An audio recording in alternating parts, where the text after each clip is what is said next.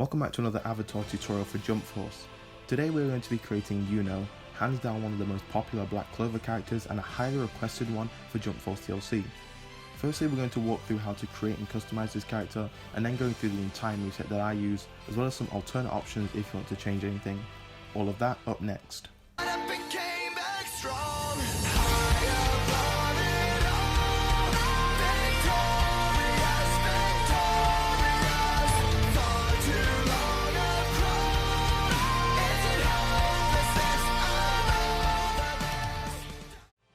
So why did I choose to create Yuno from Black Clover?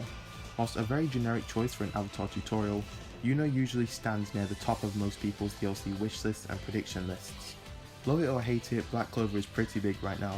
Maybe the anime isn't in the best place currently, but it's still a pretty heavy hitter in the Shonen Jump anime and manga scene.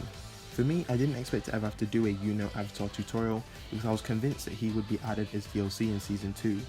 While Season 3 is unlikely, it isn't impossible, and with it, Yuno could finally have his time in the spotlight for Jump Force. Until then, avatar adaptations will have to do. I'm not a massive fan of Yuno as a character, but I am a big fan of Black Clover, and to not see Asta's best friend and Magic Knight rival playable in the game does make me quite sad, so here we are. Whilst I think Yuno's real moveset would be amazing if he was added as a character, I think there's some interesting avatar options you can go with that made Yuno a fun challenge. But more on the final result later. I decided to go with a Type A male fighter. With a character like Yuno who doesn't fight in close range, it's hard to choose an accurate fighting style since they're all melee oriented. I went with Type A because it carries a lot more speed and nimbleness than the others, which is how I imagine a wind magic user to fight. Type B is also a solid option too if you want to go for a sword build, but to be honest, the option is yours. Next, I'm going to show you guys all the customization options such as the body, hair, eyes, etc.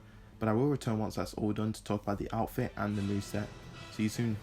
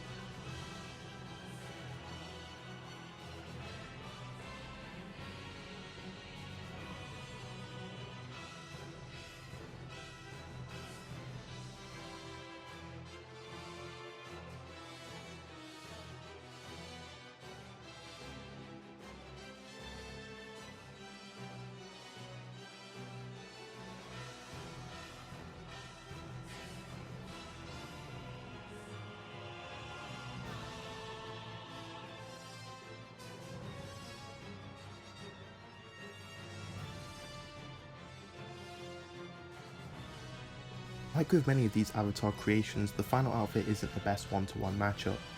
Yuno's Golden Dawn uniform is practically an impossibility, and equipping the Black Bull's robe just looked out of place.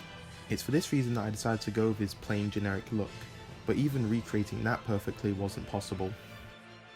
Firstly, head over to the general store in the main lobby. Here you will find miscellaneous number 2 for the top, and work pants number 2 for the bottoms. The work pants aren't actually the correct colour.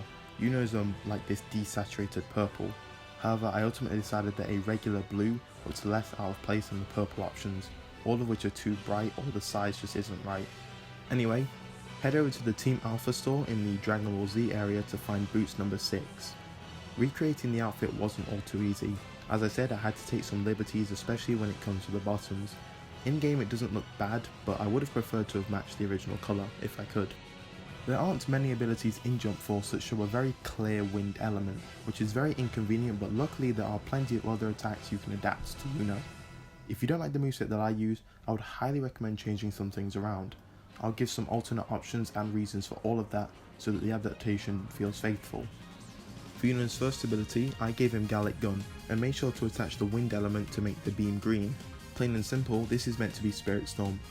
Now you could go with Kamehameha, which arguably looks more like Spirit Storm with the colour and the energy of the beam, but I went with Gallic Gun because of the charge up, voice line and open-handed firing of the beam.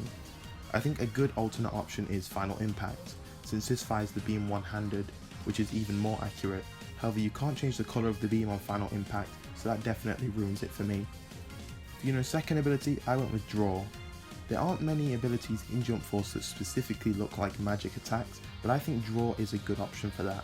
The spell shattering arrow can be likened to Yuno's winged daggers, and magic formula literally has magic in its name. If you don't like Draw as an option, maybe it's the RNG or the lightning effects, I understand. Alternatively, you can use Kamui Shuriken, which can also be likened to the wind daggers, or Vanishing Rasengan, since that has a lot of wind looking effects anyway. On that note, DeltaMoth Smash also looks somewhat like a wind attack, although that's more of a high pressure shockwave. For Yuno's third ability, I went with Excalibur. Once again, this is a plain and simple reference. It's supposed to mimic Yuno's Spirit of Zephyr. With the green effect and heavy slash, I thought the reference was good and clear. If you own the Margin Buu DLC, Now Buu Mad is a great looking ability as it uses wind, one of the only in the game that looks this way. Also, Moonfang Cross Blast from Ichigo's moveset with the wind element can also mimic Spirit of Zephyr, although to a lesser degree in my opinion. For Yuno's Awaken ability, it's hard to choose a good option. I went with Enraged Dragon Force from Dragon Shiryu's moveset. There's no straight reference for this, it simply has a green magical effect, so that's why I went with it. Alternatively, I like United States of Smash if you own the All Might DLC because of the tornado at the end of the super. However, I don't like the idea of Yuno having an ultimate where he dashes and punches at the opponent. A ranged magical attack makes more sense to me. I hope you've enjoyed this avatar tutorial. For the final result, I am mostly happy with how Yuno turned out.